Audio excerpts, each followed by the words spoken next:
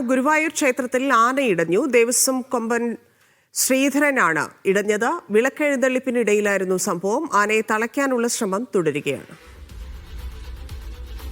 നടരാജ് പരശുരാം ചേരുന്നുണ്ട്. നടരാജ്, എപ്പോഴായിരുന്നു സംഭവം? ആർക്കെങ്കിലും പരിക്കേറ്റിട്ടുണ്ടോ?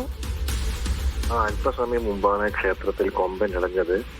ദേവസ്വം കൊമ്പനായ ശ്രീധരനാണ് ഇടഞ്ഞത്. ക്ഷേത്രത്തിലെ വിളക്കെഴുന്നള്ളിപ്പ് ചടങ്ങിനിടയിലാണ് സംഭവം നടന്നത്.